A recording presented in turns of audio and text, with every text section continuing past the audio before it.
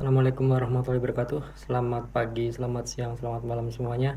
Jadi pada video pembelajaran kali ini kita akan membahas masalah kinematika zat cair. Jadi kinematika zat cair itu seperti yang telah kita bahas pada teori pada presentasi sebelumnya, bahwa ada yang namanya debit aliran dan persamaan kontinuitas. Oke, kita masuk yang pertama. Soal yang pertama contohnya yaitu masalah debit aliran. Sebenarnya gampang saja sebenarnya. Untuk rumus dasarnya untuk kecepatan debit aliran adalah Q sama dengan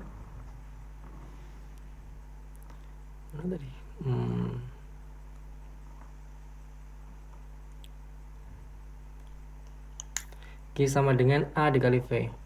Q sama dengan A dikali V. Jadi ini dasarnya untuk debit aliran. Untuk persamaan kontinuitas sebenarnya juga sama, tapi kita akan membahas masalah ini terlebih dahulu. Jadi pipa dengan diameter 0,25 meter mengalirkan air dengan kecepatan 1 meter per second. Berapakah debit aliran? Bila debit dinaikkan menjadi 75 liter per second, berapa kecepatan aliran? Oke, yang pertama kita mencari yang namanya debit aliran. Debit aliran Q sama dengan A dikali V tadi ya, 1/4 pi diameternya adalah 0,25 kuadrat dikalikan V. V-nya adalah 1 meter per second, sehingga hasilnya menjadi 0,0491 meter kubik per detik atau 49,1 liter per second. Oke, kemudian yang B, ketika nanti debit alirannya naik menjadi 75 liter per second, berapa kecepatan aliran? Kita punya kecepatan debit aliran baru itu 75 liter per second. Oke. Atau 0,075 meter kubik per second. Dengan rumus yang sama, Q sama dengan A dikali V. Sehingga V-nya adalah Q per A. 0,075 1/4 pi diameternya sama 0,25 kuadrat karena lingkaran ya. Jadi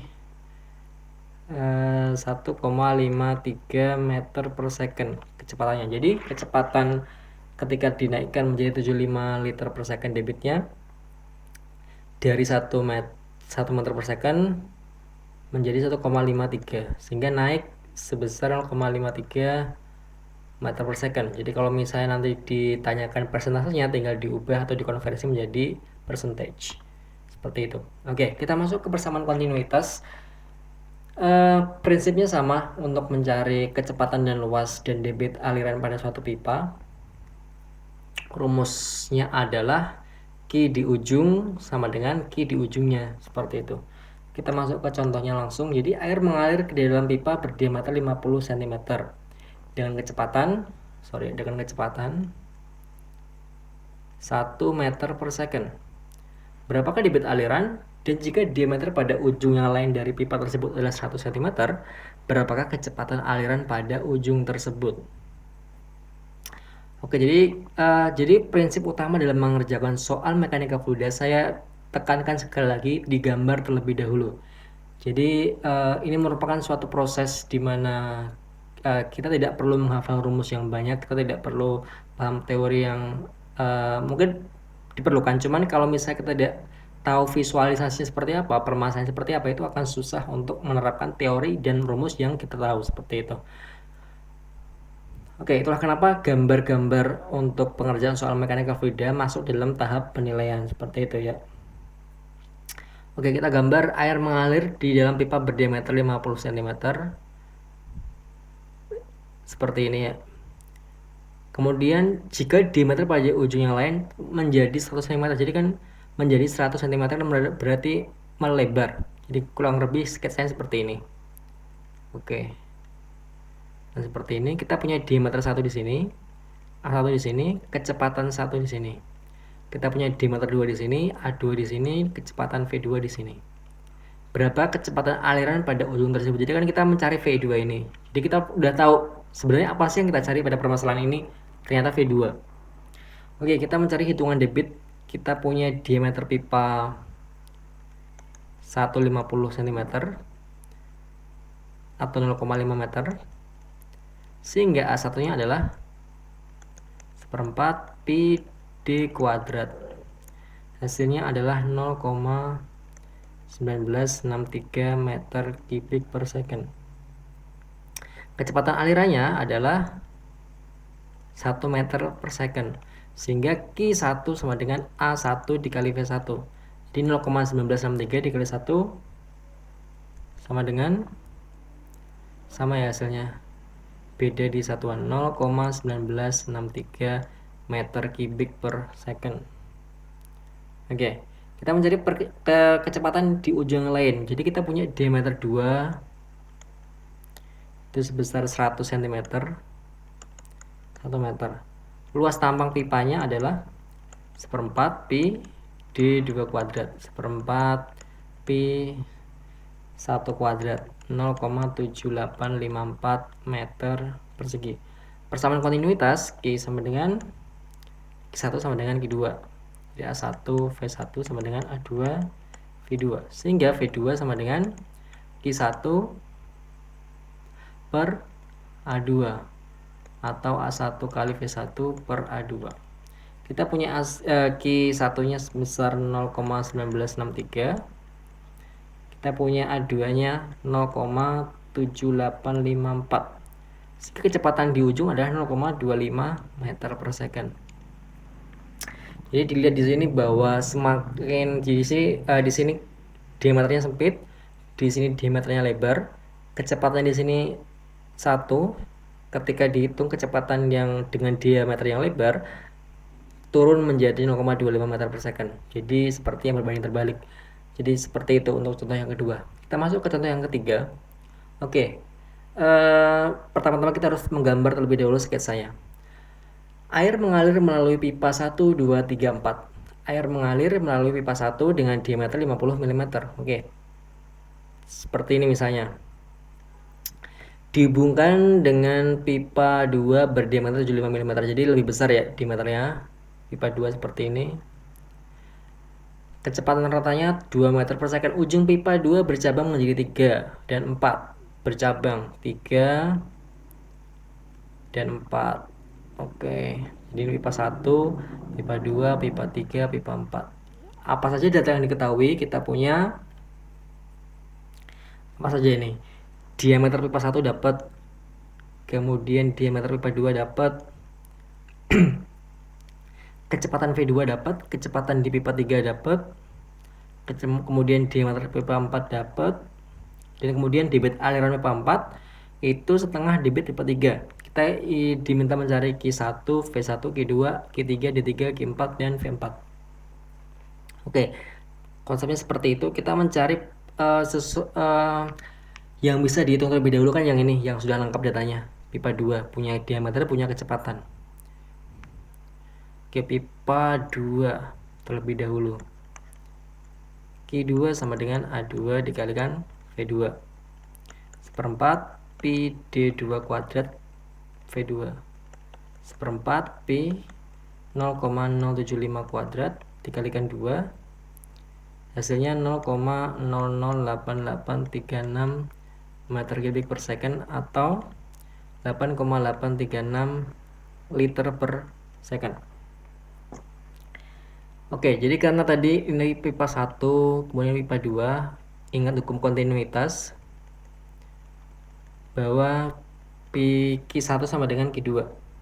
Oke, jadi Q1 sama dengan Q2, sehingga Q1 nya akan sama nilainya 8,836 liter per second. Oke, sehingga ini atau 0,008836 meter kubik per second. Sehingga kita mencari V1 di pipa 1 sama dengan Q1 per A1. Hasilnya adalah 0,008836.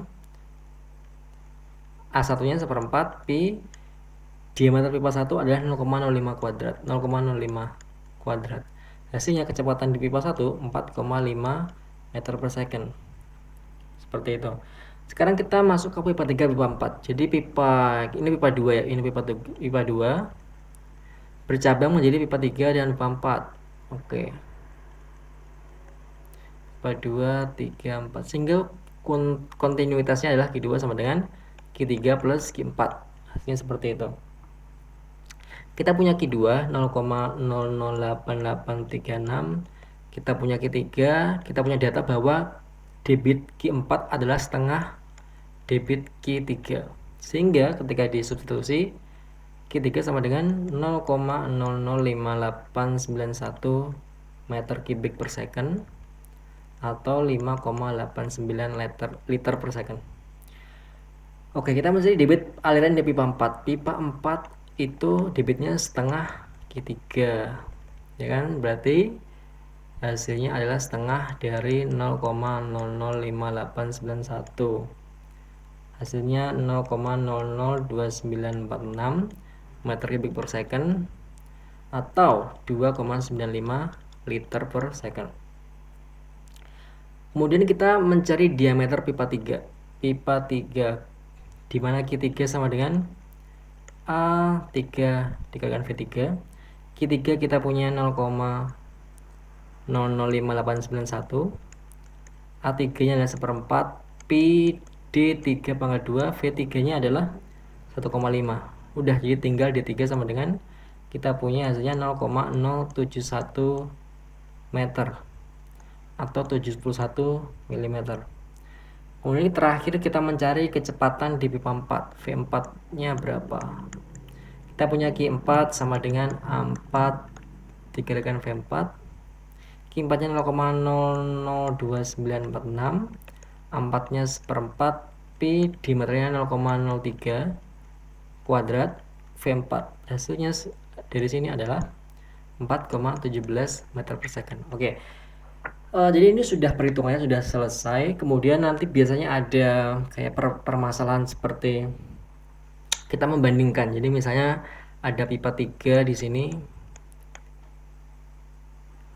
ada pipa 4 ya. Pipa 4 kita punya kecepatan dengan diameter. Kita ingin melakukan suatu pembuktian teori misalnya. Jadi kita punya pipa 3, kecepatannya adalah kecepatan di pipa 3 1,5. Di pipa 4 4,17. Jadi kan naik kecepatannya. Apakah berbanding lurus dengan diameter yang ada atau berbanding terbalik? Kita punya diameter pipa 3 adalah sebesar berapa pipa 3? Dicari diameter pipa 4 30 mm. 30 mm. Ini kecepatannya 4 meter per second ya. Diameter pipa 3 adalah 71. Nah, hal ini kan berbanding terbalik kan berarti. Jadi semakin kecil diameternya, kecepatannya semakin besar. Kalau misalnya diameternya besar, kecepatannya semakin kecil. Jadi bisa dibayangkan seperti ini. Kalau misalnya ada suatu pipa gitu ya, pipa kemudian diameternya kecil, itu pasti kan kecepatannya tinggi tuh di dalam. Berbeda dengan dia pipa dengan diameter yang besar, yang longgar seperti itu, kemudian dikasih air, biasanya kan kecepatannya rendah. Nah, bayangnya seperti itu dan dibuktikan dengan teori ternyata benar seperti itu. Oke, teman-teman semua, demikian untuk pembahasan persoalan atau masalah-masalah mengenai kinematika zat cair. Kurang lebihnya mohon maaf. Wassalamualaikum warahmatullahi wabarakatuh.